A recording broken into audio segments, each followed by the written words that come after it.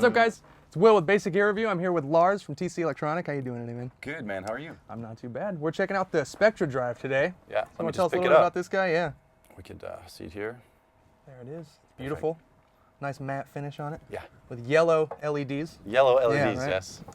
Cool. So what did you guys put into this R&D wise? Well, the thing is, we started out talking about making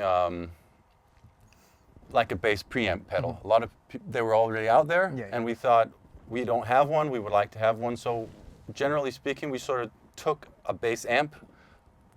It's more or less the BH series of bass amps that we put into this pedal. And then we added the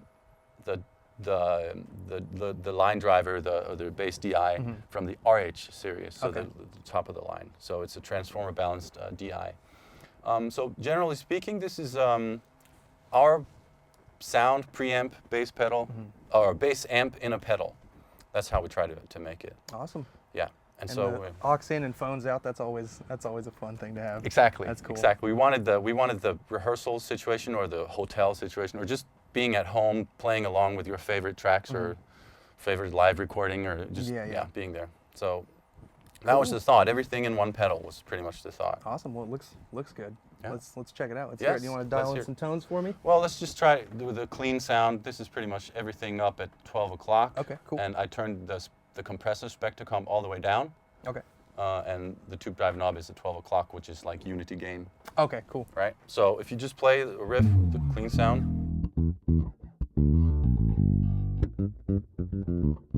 I'll turn it on.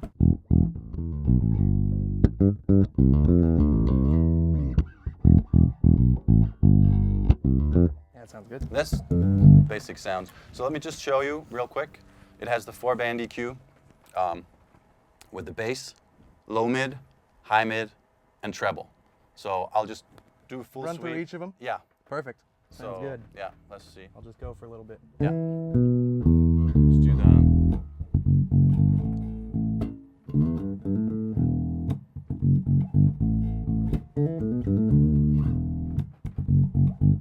I'm gonna do that. Full bass. Ooh. Yeah, there's a party downstairs. No.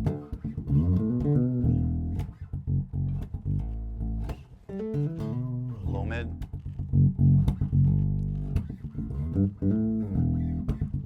$12 o'clock low mid all the way up. Yeah.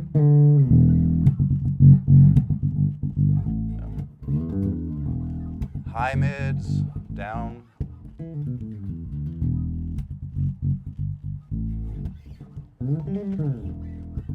High mids up.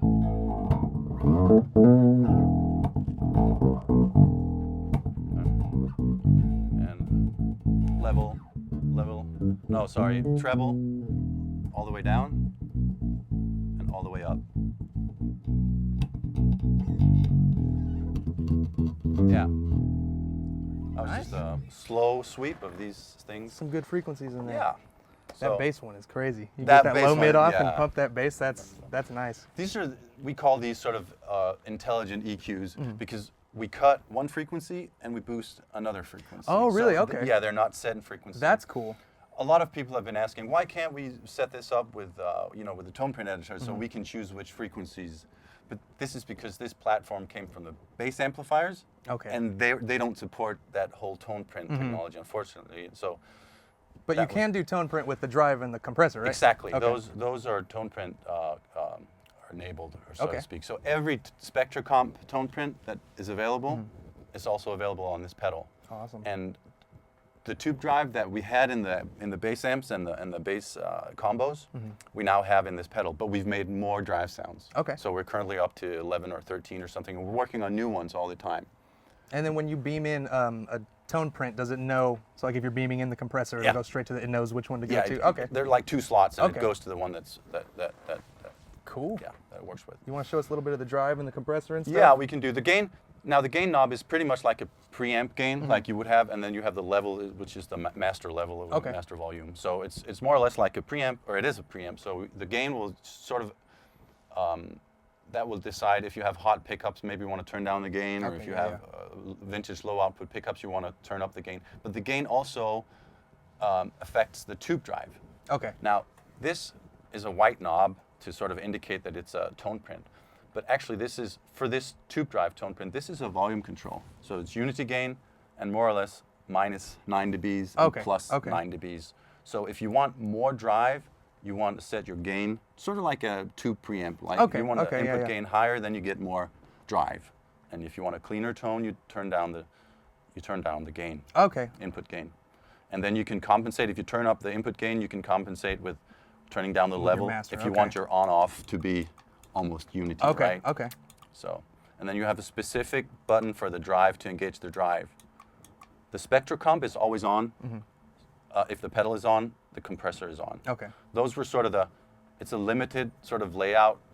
We could only fit 8 controls on here, so we couldn't do a separate foot switch for the SpectraComp or. Oh well, that's you turn it all the way down and you're fine. So. Right. So this is the default drive sound. If you just play.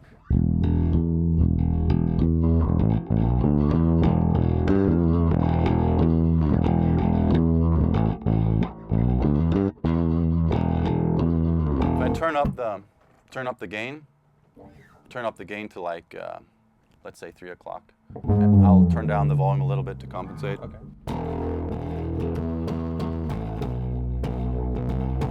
bit more.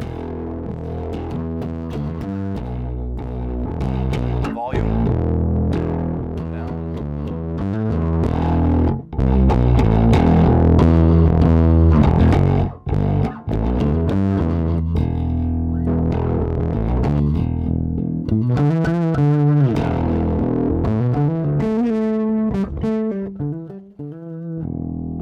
The gain, so it's like there's hardly any drive. There's a little bit. Yeah, just a little gritty. Yeah, a little gritty. Sorry. Yeah. And so the tube drive knob itself is more or less a blend, like a volume blend of the gain. It's not a blend as such because each tone print we designed a level of blend in there. We couldn't fit a specific blend control.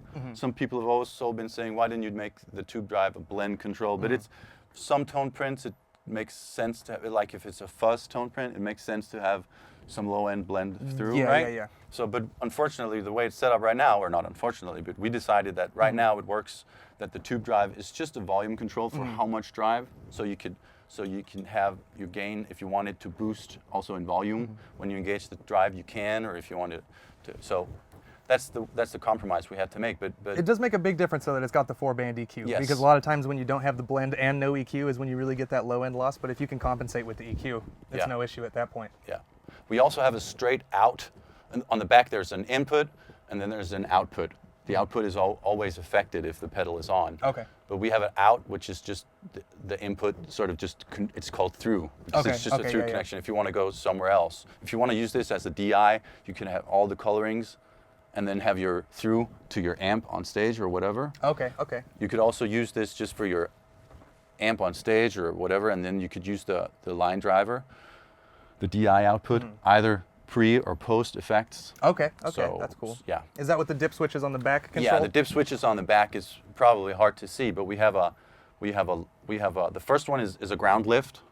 So it's either lift, the default setting is in lift, so you don't have the ground issues. And then we have a pre and post for the DI. It's pretty difficult to see here, but the 3 dip switches. And the last one is the level. It's like a minus 15 dB pad, like active pad stuff like that for the DI. So if your DI signal is too hot for the mixer somewhere, you could pad it. So the default is in the line. You could change the instrument. If you change the instrument setting, it's a minus 15 dB pad. Right? Cool. So that's what we have. And as I said briefly, there's a transformer in here. So it's transformer balanced DI, which means you can have the long cable runs because it's galvanic isolation, so you don't have the ground loop problems.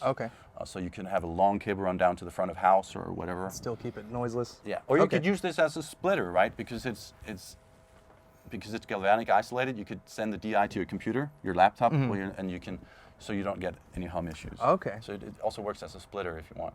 Very cool. Yeah.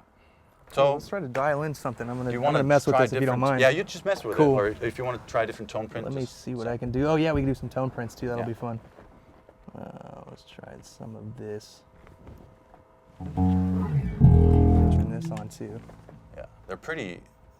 They have a lot of. Some of them are plus minus 12 dB, and some are even more. Okay. With the EQ, so they're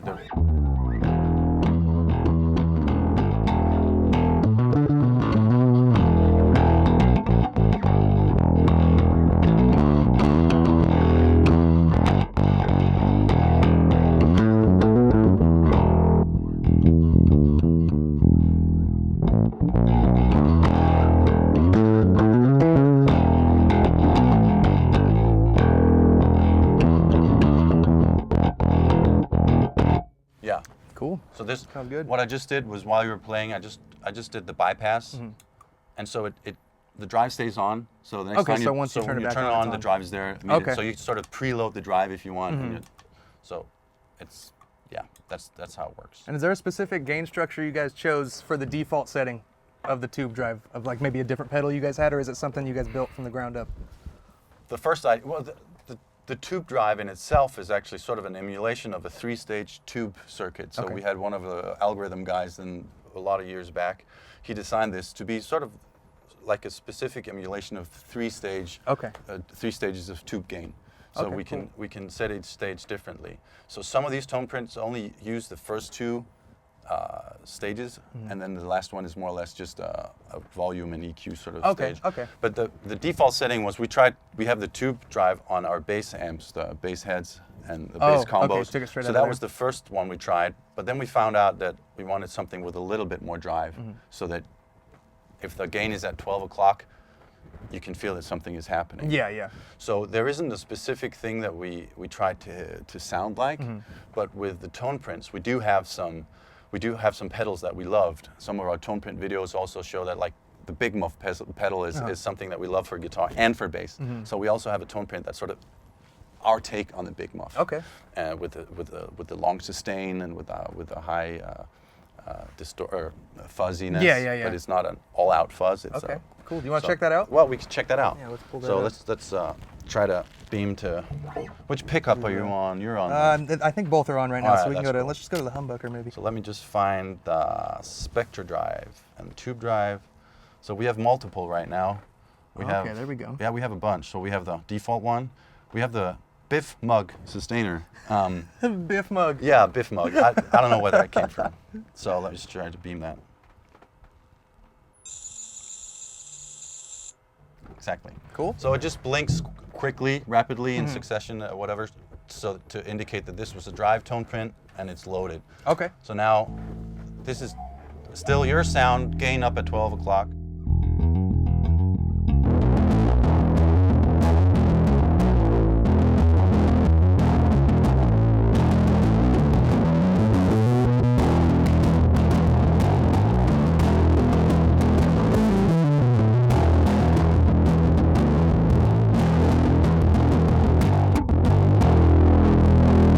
That's nice. That's cool. What we tried to go for was when we turn up the gain really high, I compensate on turning the level down a bit. You get that sustain, like at the 12th fret or whatever you want to do these really.